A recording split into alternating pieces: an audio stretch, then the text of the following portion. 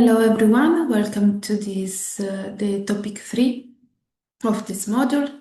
Topic 3 is about renewable energy and energy efficiency.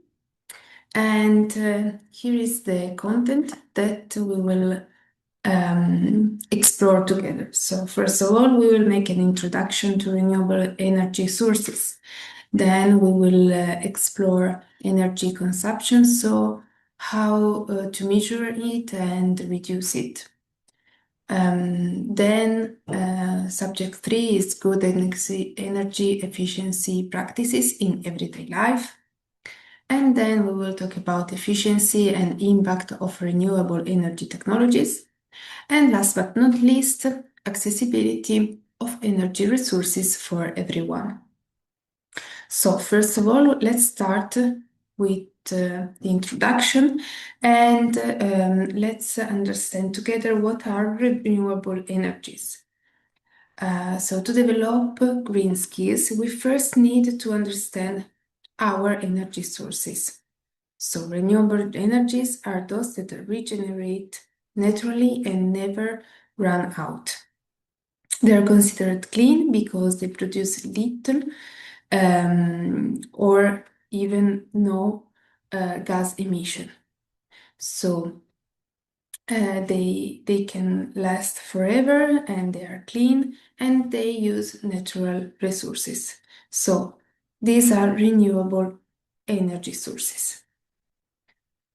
Let's list some of them. So we have solar energy that comes from the sun and usually it's captured by photovoltaic panels to produce electricity that we can immediately use, but it can also be captured by solar collectors that collect energy and that we can use later, for example, to obtain hot water. Then we have wind energy that uses turbines to turn wind into power.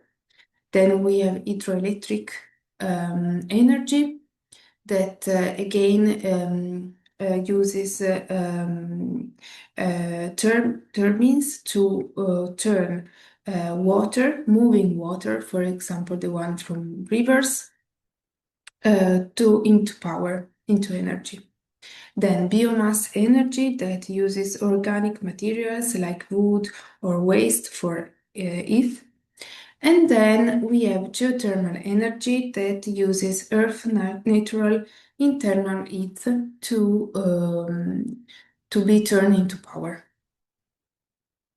Okay, these are the renewable energy sources, but where can we use them? We can use them in buildings and homes, for example, for lighting, heating, and the devices that we have to connect to the electricity. And we can use them in industries. These energies allows to run machinery and to allow production. Then we can use them in transport for making transports move and have no gas emissions. And we can use them in public services, for example, in schools, hospitals, or street lighting. Let's now talk about the use of energy, so how to measure and to reduce it.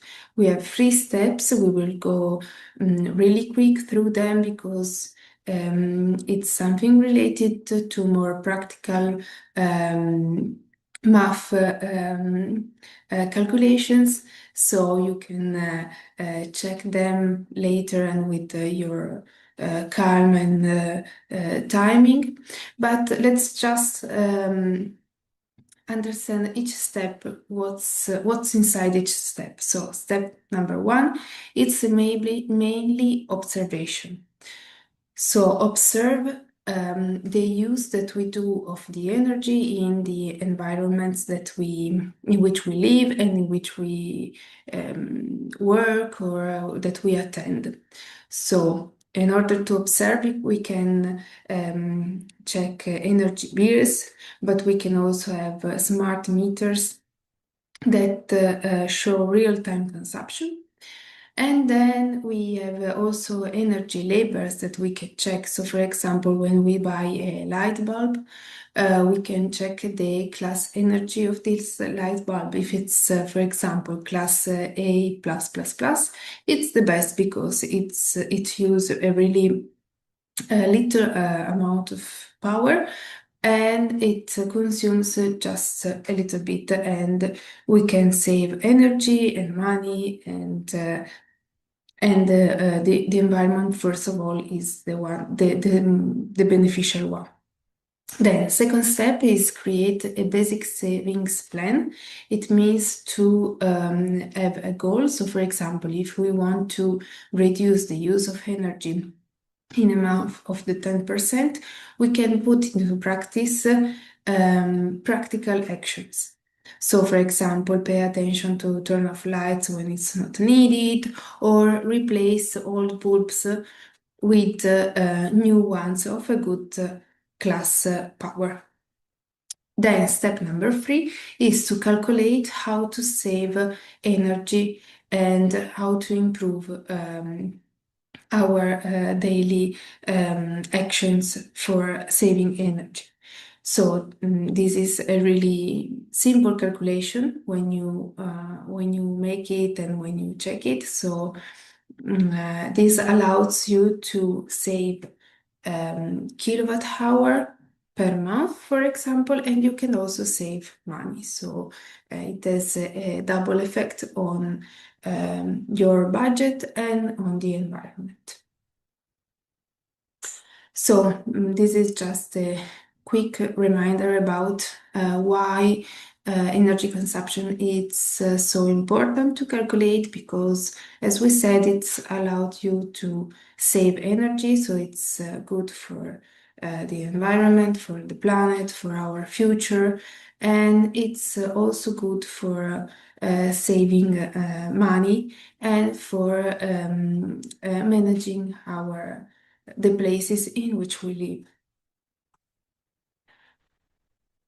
So, good energy efficiency practices in everyday life are mainly so changing the way that we think, be more open-minded and change our mindset, making sustainability a routine, so it means to make it part of our daily life and our way to behave.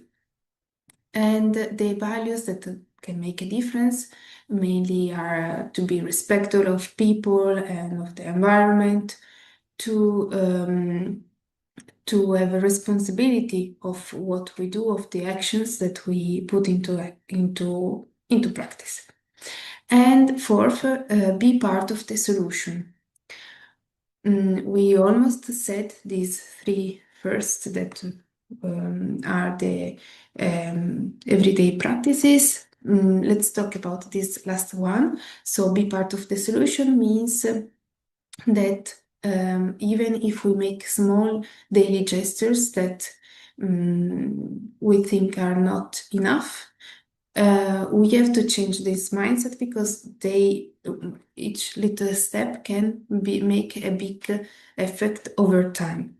So each little part that we do, an action that we do, can contribute to an ecological transition.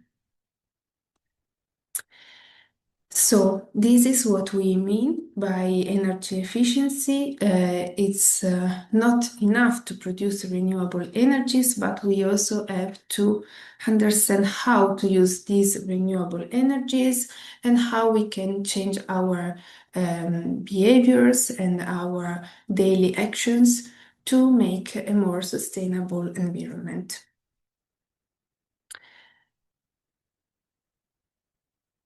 Okay, this is also something that we already said, and that you can deepen in independent way, so that also energy efficiency is good for both the environment and for us, for save money and for manage in a good way the places in which we live. And then we go directly through the accessibility of energy resources for everyone. We want to highlight the importance of goal number 7 of the Global Goals for Sustainable Development. Goal number 7 is about affordable and clean energy, and it's a goal that sustains all the actions that we can do in order to combating climate change, first of all, but also to poverty alleviation. So each good behavior that we put into action can sustain the environment and the ecological transition and sustain also people that live on Earth and in the future and have a greener future. So these are the main benefits of accessibility of the environment: improve quality of life and economic opportunities, and reduce dependence on fossil fuels and promote sustainability. So thank you really much for joining us in building a greener future, and thank you.